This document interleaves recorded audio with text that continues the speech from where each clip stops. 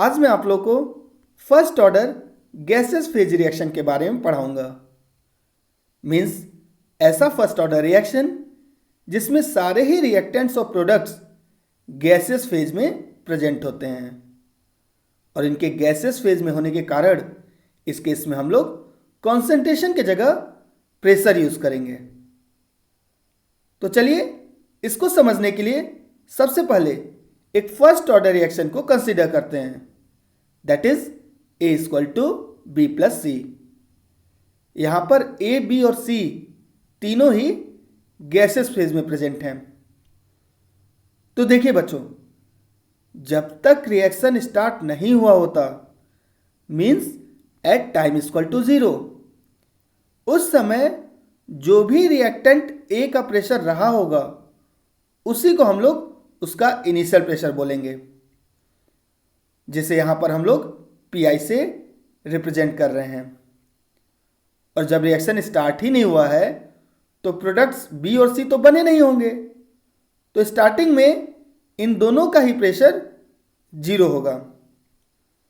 अब देखिए, जैसा कि हम लोग पढ़ ही चुके हैं कि जैसे ही कोई रिएक्शन स्टार्ट होता है तो उसके अंदर इन्वॉल्व रिएक्टेंट्स का प्रेशर धीरे धीरे डिक्रीज होता जाएगा और उसमें इन्वॉल्व प्रोडक्ट्स का प्रेशर धीरे धीरे इंक्रीज होता जाएगा। तो मान लेते हैं कि इस पर्टिकुलर रिएक्शन में after time T reactant A का प्रेशर एक्स अमाउंट से डिक्रीज हो गया, तो रूल के अकॉर्डिंग प्रोडक्ट्स बी और सी दोनों का ही प्रेशर एक्स अमाउंट से ही इंक्रीज हो जाएगा। तो ऊपर वाले डाटा के अकॉर्डिंग हम लोग लिख सकते हैं कि at time T reactant A का प्रेशर रहा होगा P I minus X, product B का प्रेशर होगा एक्स और प्रोडक्ट सी का भी प्रेशर होगा एक्स। इसको मैं इक्वेशन 1 से मार्क कर दे रहा हूं। अब देखिए, according to Dalton's law of partial pressure हम लोग लिख सकते हैं कि P T equal to P A plus P B plus P C. इसको मैं इक्वेशन 2 से मार्क कर दे रहा हूं, जहां पर पी टी रिप्रेजेंट कर रहा है टोटल प्रेशर को और वहीं पर पी ए, पी बी और पी सी ये तीनों रिप्रेजेंट कर रहे हैं रेस्पेक्टिवली ए, बी और सी के पार्शियल प्रेशर को। तो हम लोग इक्वेशन 1 से पी ए, पी बी और पी सी इन तीनों की वैल्यूज़ को अगर इक्वेशन 2 में पुट कर दें तो हमें मिलेगा P T equal to P I minus X plus X plus X. अब यहाँ पर एक एक्स से दूसरा एक्स तो कैंसिल हो जाएगा, तो पी टी इक्वल टू बचेगा पी आई प्लस एक्स और यहाँ से x की वैल्यू हो जाएगी P T minus P I. इसको मैं इक्वेशन 3 से मार्क कर दे रहा हूं। और अब अगर इक्वेशन 3 से x की वैल्यू को इक्वेशन 1 में पुट कर दें तो हमें पी ए का वैल्यू मिलेगा P I minus P T minus P I और इसको सॉल्व करने से पी ए इक्वल टू हो जाएगा 2 P I minus P T. This pressure Pa represents the final pressure of the reactant A at time t। इसको मैं equation 4 से mark कर दे रहा हूं।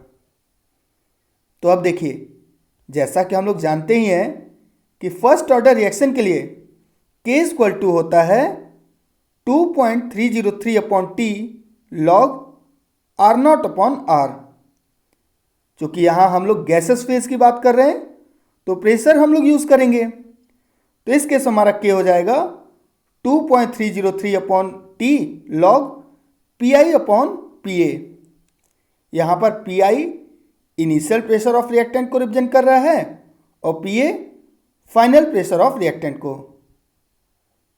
तो अगर हम लोग इक्वेशन 4 से पी ए की वैल्यू को इस इक्वेशन में पुट कर दें तो हमें मिलेगा K equal to 2.303 upon T log P I upon 2 P I minus P T. And this is the final rate equation for this particular first order gaseous phase reaction, that is A is equal to B plus C. अब बात करते हैं pseudo first order reaction की. Pseudo means false या फिर झूठा, जो कि एक्चुअल नहीं होता. तो बच्चों, ऐसा रिएक्शन जो कि कुछ एक्सपेरिमेंटल कंडीशंस के कारण अपने एक्चुअल ऑर्डर से थोड़ा कम ऑर्डर जैसा बिहेव करता है, सूडो ऑर्डर रिएक्शन कहलाता है. और ऐसा जनरली तब होता है जब कोई एक रिएक्टेंट दूसरे रिएक्टेंट के कंपैरिजन में लार्ज एक्सेस में ले लिया जाता है. तो चलिए ऐसे ही एक रिएक्शन को कंसीडर करते हैं, that is hydrolysis of ethyl acetate. इसका रिएक्शन हो जाएगा ethyl acetate plus water equal to ethanoic acid plus ethanol. इस रिएक्शन को स्टार्ट करते हैं 0.01 मोल एथाइल एसीटेट लेकर और साथ में 10 मोल वाटर लेकर. मीन्स वाटर को एथाइल एसीटेट के कंपैरिजन में लार्ज एक्सेस में लिया जा रहा है.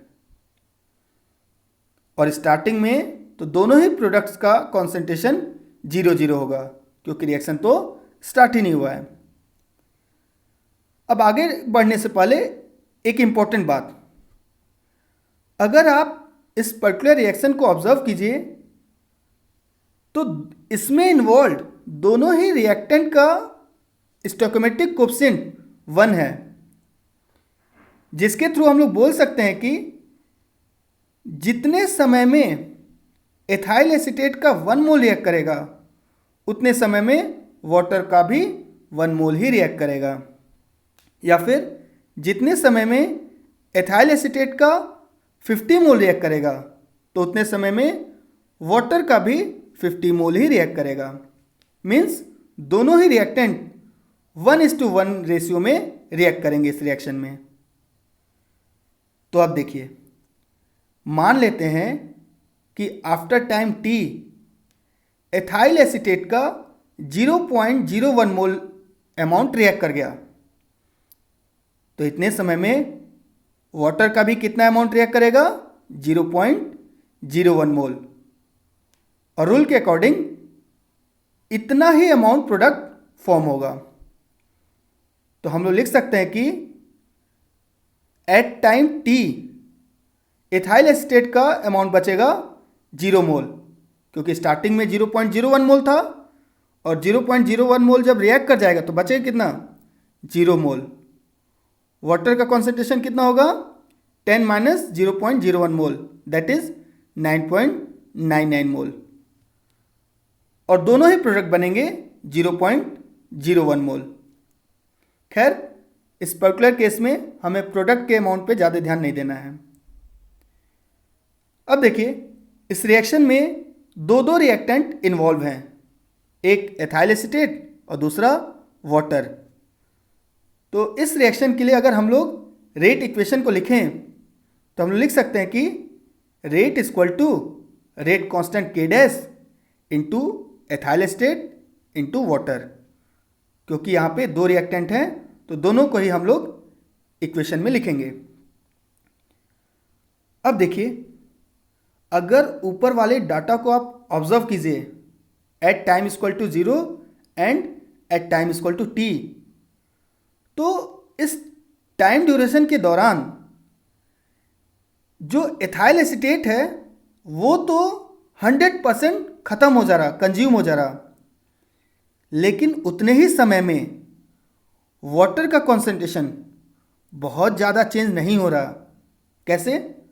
अब देखिए, इस टाइम ड्यूरेशन में एथाइल एसीटेट स्टार्टिंग में कितना था? 0.01 मोल, लेकिन बाद में कितना हो गया? 0 मोल. मतलब 100% कंज्यूम हो गया.